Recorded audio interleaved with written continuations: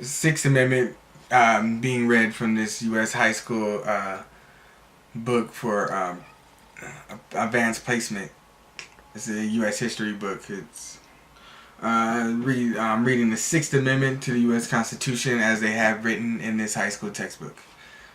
Anyone accused of a crime that has anyone accused of a crime has the right to a speedy and public trial and the right to call and question a question witness. Now let's read from the actual Sixth Amendment from the U.S. Constitution. In all criminal prosecutions, the accused shall enjoy the right to a speedy and public trial by an impartial jury of the state and district wherein the crime shall have been committed,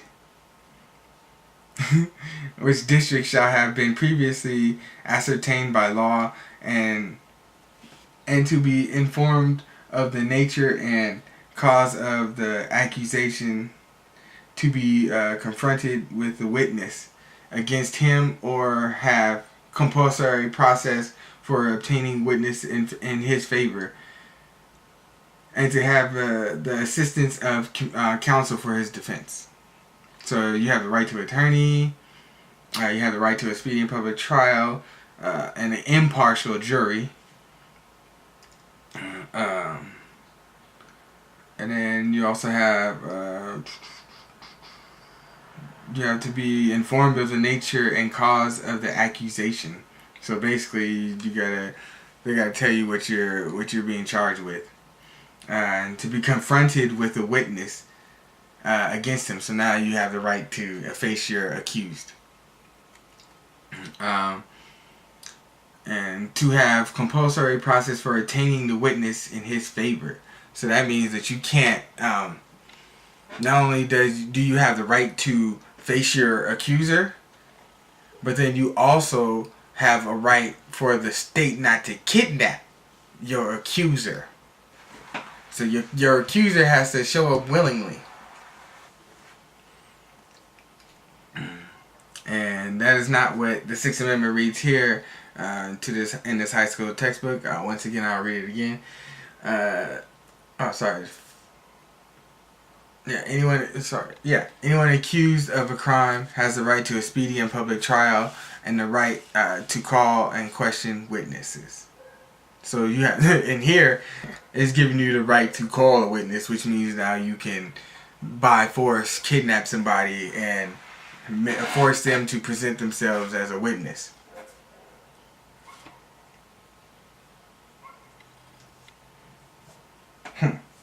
Seventh Amendment. In most civil cases, parentheses, one person suing another in court, parentheses. Oh, hold up. In most civil cases. And then it goes on to affirming what a civil case is, as in with the parentheses, one person suing another in court, in parentheses. What about corporations? They can be sued too in civil cases. Citizens have a right to trial by jury. Woo-hoo! These motherfuckers think they slick. Holy shit, man. Now let me go ahead and read to you from the actual Seventh Amendment from the Constitution. In suits at common law where the value and controversy shall exceed $20, the right of trial by jury shall be preserved. So in suits of common law is not even mentioned in this Seventh Amendment in this high school textbook. Where the value in controversy shall exceed $20.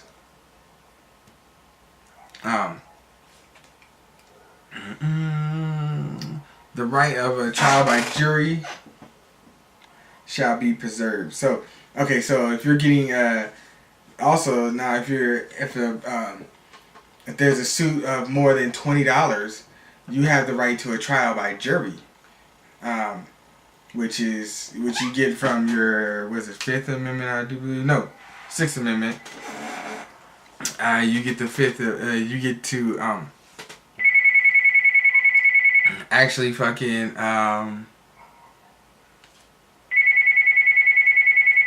Oh, sorry. You get a trial by you get if it's over $20, you have a right when you're getting sued. You have a right to a trial by jury by an impartial jury. And no fact tried by a jury shall be otherwise re-examined in any court of the United States. So, any facts uncovered in a civil case can't be re-brought up. Can be re-brought up in a regular court. Then according to the rules of common law. And it's going back to common law. I think it is the evidence brought up in the civil suit can't be brought back into a criminal case via common law or something like that. I'm not a lawyer, so I don't know how to fully interpret that last part, but that's not even close to what this Seventh Amendment reads here. In most civil cases, and then here's affirmation with parentheses, one person suing another in court, close parentheses. Now they're affirming that the only civil cases are one person suing another in court. That totally leaves out corporations and shit. So this is a fucking corporate takeover right here. Eighth Amendment. Persons accused or convicted of crimes are protected against excessive bail and fines and cruel and unusual punishment. Really? Alright, let's read from the actual Eighth Amendment. Excessive bail shall not be required. So, first off, excessive bail should not be required. First off, bail is discriminatory against the poor because only the poor can afford to pay bail. Now, what is bail? Bail is you get arrested or whatever, and now you're stuck in a cage. And if you don't have the money to pay to get out, if you don't have the money to pay that fine, or have credit to get a bond or whatever, then you can't. Then you can't pay. You're stuck. You're kidnapped. You're deprived of your life, liberty, and property without due process of law. So excessive bail shall not be required, nor excessive fines imposed. So excessive fines imposed, which also could be interpreted as bail, or speeding tickets, traffic violations, red light cameras, shit like that. Nor cruel or unusual punishments inflicted. Key right here is inflicted. Now, in the Eighth Amendment here in this high school textbook, no person accused or convicted of crimes are protected against excessive bail and fines and cruel and unusual punishments. Nothing saying that the cruel and unusual punishment can't be inflicted. So this is basically saying that they might be able to get away with cruel and unusual punishment with some legal jargon. You know how fucking lawyers love to talk and dance around fucking issues and shit. Ninth Amendment. From this high school textbook. Any person not specifically mentioned in the Constitution are also guaranteed against government infringement. Any right not specifically mentioned in the Constitution are also guaranteed against government infringement. Let's read from the actual Constitution. The Ninth Amendment. The enumeration of the Constitution of certain rights shall not be construed to deny or disparage others retained by the people. Others retained by the people. So, what the Ninth Amendment saying in the actual Constitution is that, however this is interpreted, it should not be construed to deny or disparage others that are retained by the people, or other rights that are retained by the people. What are other? What is other? That's what I want to know. Disparage others. I'm going to look up that legal others. Anyway, that's not even close to it. Any rights not specifically mentioned in the Constitution are also guaranteed against government infringement.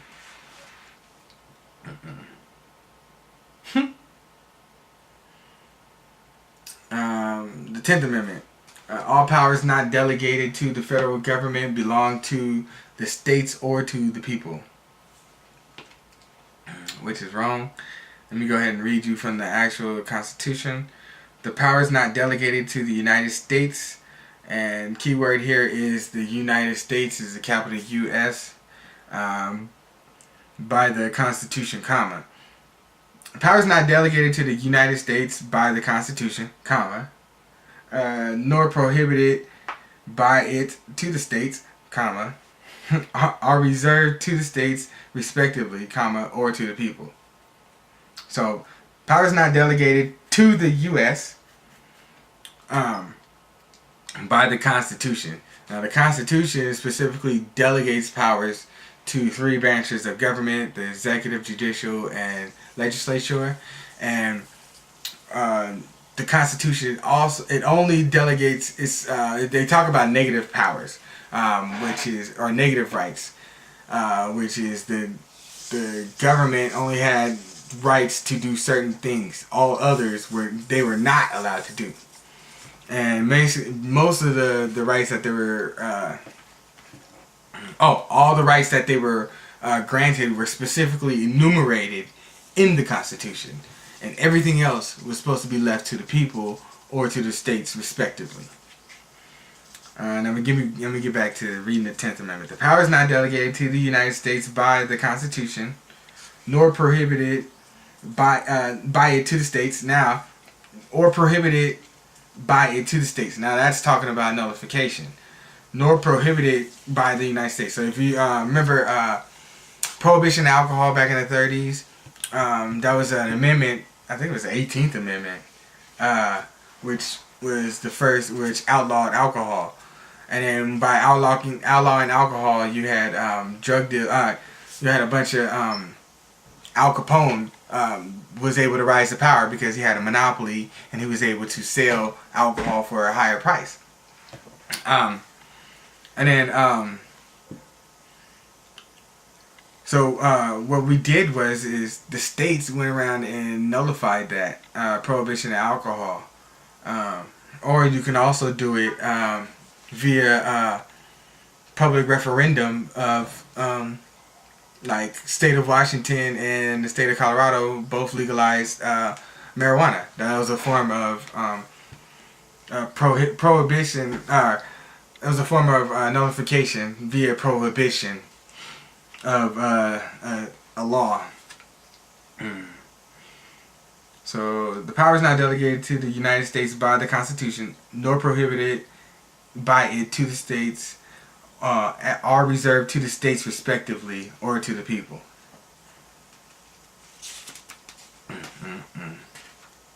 That's not even close to what this 10th Amendment reads in this high school textbook. All power is not delegated to the federal government, which is not the United States, the U.S., which is the corporate version of the federal government. That's how it's written in in law. It's the federal version of it. This is saying that the federal government, which was established or affirmed earlier up here when they were talking about there's a page 102 when it's talking about the first 10 amendments, and it goes together they provided the guarantees that the anti-federalists wanted against the possible abuses by the central government, and then it also has in parentheses or federal. So right here it affirms that the federal government, but in here it's talking about the U.S., which is the corporate version.